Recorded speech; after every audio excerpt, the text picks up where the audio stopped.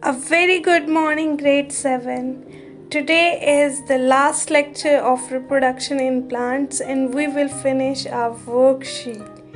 You all have to learn all the exercise and worksheet for the betterness of your learning outcomes. Assalamu alaikum and very good morning, grade 7. Today we will do our worksheet. Today we will complete our worksheet. So it's question number 3. What is question number 3? The diagram below shows a typical grass flower. It is pollinated by the wind blowing pollen from the stamens of one grass flower to the stigma of another. I have highlighted stamen for you, anther and filament for you. I have not highlighted stigma for you, okay? Now first question number A is, how is the stamen adapted for wind pollination? So the answer is, the stamen is adapted for wind pollination because it sticks out from the flower to catch the wind. The anther is loose to blow around in the wind. See, it sticks out. It is easy to be blown away with the wind. Okay? Now question number B is, how is the stigma adapted for wind pollination? See, the stigma is hairy, feathery. It has feathers on it so that it can catch pollens which are passing around. So answer is, the stigma is adapted for wind pollination because it's large and feathery to act as an to catch wind blown pollen. Okay students, now part C is, the stamen and stigma of the flower are not right at the same time. How is this advantage? So the answer is here. How is this advantage? The stamens and stigma of the flower are not ripe at the same time because it stops the flowers from pollinating itself. Self-pollination. Understood? Self-pollination is stopped by not ripening both parts at a time. Now part D is, flowers like those of the apple tree are pollinated by insects such as bees. Why do these flowers have brightly colored petals unlike the grass?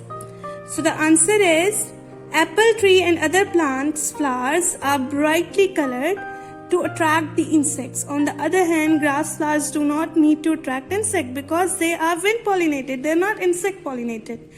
Now part E is, name another part which is often present in insect pollinated flowers but not in wind pollinated flowers. Insect pollinated flowers often have a nectary, TARY. Nectary containing nectar to attract insects. This is not present in wind pollinated flowers. Another thing is, insect pollinated flowers are also scented but wind pollinated flowers are not. Now question number 4 is, the diagrams below show 3 different kinds of fruits: strawberry, sweet pea, sycamore. Okay? Now they are asking a question. Explain the reason for, name the fruit whose seed is dispersed by wind. You know that this is split open. It means it is opening, it is spreading its seeds through explosive mechanism. It is spreading its seed by birds and other animals. This sycamore is wind pollinated because it has wings and it can easily be blown away by wind. So the answer is, the fruit whose seeds are dispersed by wind is sycamore. Part A answer is written here. Now part B answer is, explain the reason for your choice. The surface area of the sycamore is increased, right, by winds, which enables wind to carry it along, right? Now question number C is, when the strawberry are eaten by birds, the seeds are dropped in the feces. Suggest why birds are attracted to the strawberry as food.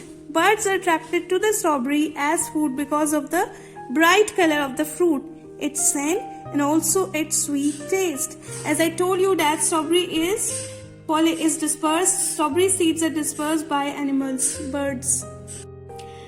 Question number D is, explain why the seeds can still germinate after passing through the digestive system of a bird.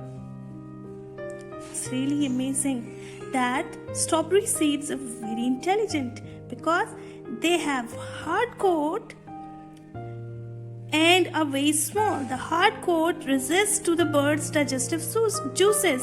The hard coat does not allow bird's digestive juices to digest strawberry seeds. Clear?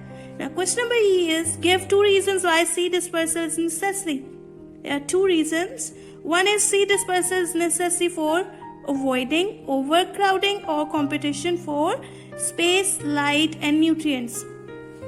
Try to understand. If suppose there is a tree, its seeds are dispersed at the same place. Suppose this is a tree. Okay? Its seeds are dispersed at the same place where it is. So, these seeds will be needing more space, more light, will be passing through competition, will need light and nutrients at the same time, and will give hard time to its parent too. So seed dispersal is very necessary to avoid overcrowding, and this will be overcrowded. This area will be overcrowded. That's why seed dispersal is very necessary, so that seeds can be dispersed away from parent plant. Second advantage is it also enables plants to spread into new or different environments. Question number 5 is, the diagram shows a section through a bean seed. The diagram shows a section through a bean seed. I have labeled for you here. They are asking it 1. Name the label part. Name the parts labeled A, B, C, D. So I have solved it for you. A is the outer coat, seed coat or testa, which is mostly not digested by digestive juices of birds, as in the case of strawberry we have studied. Now see, this is the baby plant actually. B and C is the baby plant. B is the plumule having shoots, which will give rise to new shoot system of a baby plant. And C is radicle. Both together are called embryo. The most of the space of seed is occupied by cotyledon or seed leaf because it has food supply for seed. Now question number 5, the diagram shows a section through a bean seed. I've shown you, I've highlighted the parts as well, we have studied them as well. They are, A is testa or seed coat, B is plumule, C is radicle, D is cotyledon or seed leaf. Now second question they are asking, together the parts B and C, what are they called? So the answer is, the correct word for B and C is embryo or embryo plant. I have done it for you, right? Now question number 3 is, what is the job or function of part D? The job or function of part D, seed leaf or cotyledon, is seed leaves swollen with stored food. When some seeds germinate, the cotyledon grow above the soil surface and carry out photosynthesis until the first true leaves have opened. So this is helping in photosynthesis for the beginning, and it is also supplying the food. The source of food is cotyledon or seed leaf. Question number C is, what are the advantages of runners as a way of increasing the number of strawberry plant? The advantages of runners as way of increasing the number of strawberry plants are that they give new quite large plants quickly as compared with the many weeks it would take to grow new plant from seeds.